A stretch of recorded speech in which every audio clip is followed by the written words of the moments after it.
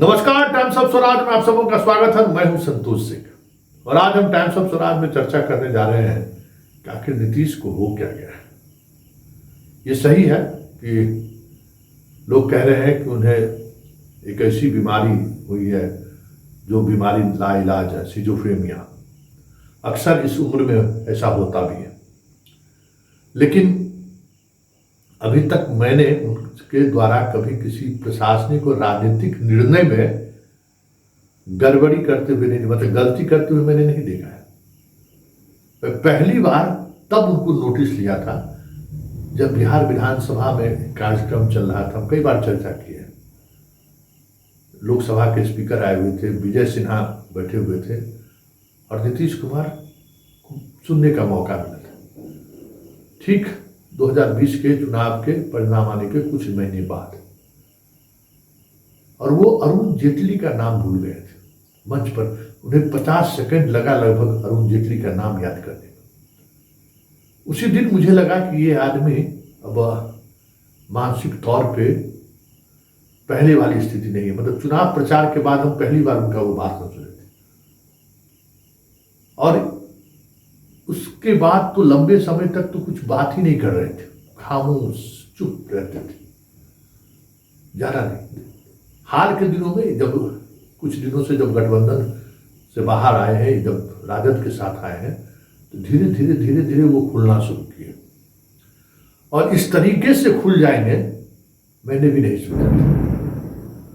आज उन्होंने जो बिहार बीजेपी के नेताओं को जिस तरीके से जो बातें कही हैं और फिर जिस अंदाज में मांझी पर उन्होंने हमला बोला है, ये ऑफ द रिकॉर्ड व्यक्तिगत बातचीत के दौरान कई बार हम लोगों के सामने उन्होंने इसकी चर्चा की है और बहुत व्यथित मन से चर्चा की है। इसका मतलब जो कुछ भी उनके दिल में था या है, वो अब सार्वजनिक रूप से सामने आ रहा है और इसका क्या परिणाम होगा कहना मुश्किल है, क्योंकि आज तो विधानसभा में विजय चौधरी नीतीश कुमार को रोकते हुए दिखे, हाथ पकड़ कर उनको रोकते रहे, लेकिन एक बार वो नजर घुमा कर देखे और इशारा कर दिए तो फिर साहस नहीं हुआ विजय चौधरी को कि दोबारा कुछ इशारा कर पाए। मतलब आज भी पार्टी के अंदर वो नीतीश का इकबाल कायम है और नीतीश का जो आभा मंडल है वो कायम है। ये बातें आज विधानसभा में जरूर देखने को मिला और इस स्तर पर चीजें चल रही हैं, ये भी समझने वाली बात है। उनके सुरक्षा में लगे हुए डीएसपी स्तर के जो अधिकारी हैं, वो बार बार कोशिश करते हैं कि नीतीश कुमार थोड़ा कम बोले, लेकिन अब वो उनकी बातों को भी वो नजरअंदाज कर देते हैं और जब पलट कर देखते हैं तो वो पसीना पसीना बंदा हो जाता है। मतलब किसी भी ब्यूरोक्रेटिक एक्शन में या पार्टी के या फिर कोई राजनीतिक निर्णय लेना हो तो वो चुकते हुए नहीं दिखेगा। ये बात उनके पार्टी के सीनियर लीडर भी समझ रहे हैं, ब्यूरोक्रेट भी समझ रहे हैं। लेकिन सवाल ये उठता है कि आखिर नीतीश कुमार को हो क्या गया है, क्यों इस तरीके से बयानबाजी करनी उन्होंने शुरू कर दी। विधानसभा के सत्र के दौरान जो सेक्स रेशियो पर जो बात कही वो भी उनका अंदाज नहीं था। आज मांझी को उन्होंने जो कहा वो भी उनका अंदाज नहीं रहा। बीजेपी को सार्वजनिक रूप से जिस तरीके से उन्होंने कही बात, वो भी उनका अंदाज नहीं रहा। तो फिर इसको किस तरीके से ले? देखिए, जानकार बता रहे हैं जो मेडिकली कि जो अंतः मन में जो चीजें चल रही थी, जो लंबे समय तक वो प्रकट नहीं कर पा रहे थे, वो चीजें बाहर आ रही है। वो गुस्सा बाहर आ रहा है। जो गुस्सा अपने आत्मबल से, अपने स्वभाव के से उसको रोक कर रखे हुए थे, वो चीजें अब बाहर निकल रही हैं और वो तमाम चीजें अब सामने आ रही हैं जो नीतीश कुमार अभी एक आवरण के सहारे, राजनीति के उस आवरण मतलब के सहारे उसको पब्लिक डोमेन में जाने से रोकते रहे।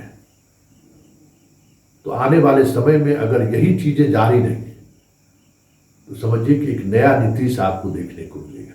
लेकिन जरा सुन लीजिए आज वो किस अंदाज में विधानसभा पे मांझी पर बरसे।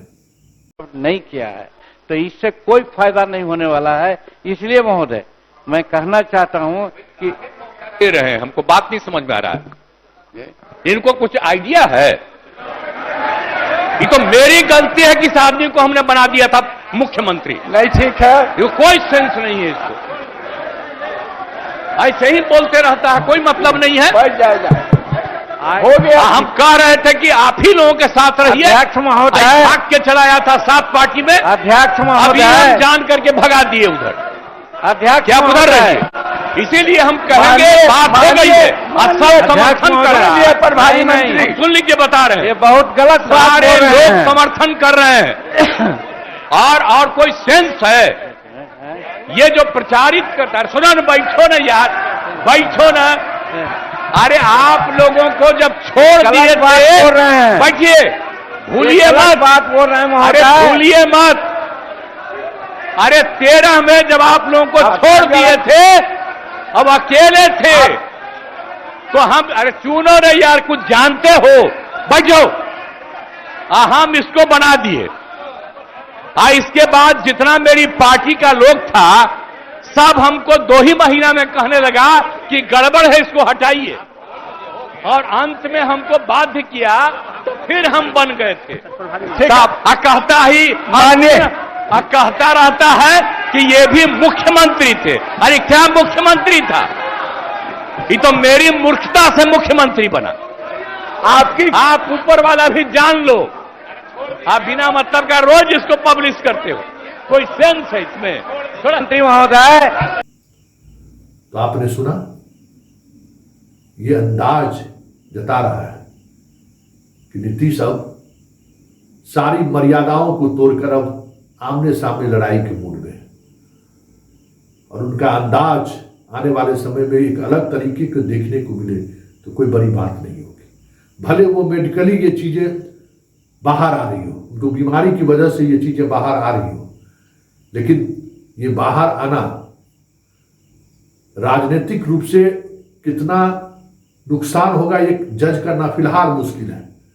लेकिन इतना जरूर है कि इस तरीके की बयानबाजी से नीतीश के वोटर जो थोड़ा सुस्त पड़ गए थे, नीतीश के वोटर जो थोड़ा नीतीश को लेकर मतलब थोड़ा दूसरे तरीके का भाव में, अच्छे छोड़े नीतीश की बात है, वो सारे वोटर एक नए उत्साह के साथ नीतीश के साथ खड़े होने लगे हैं।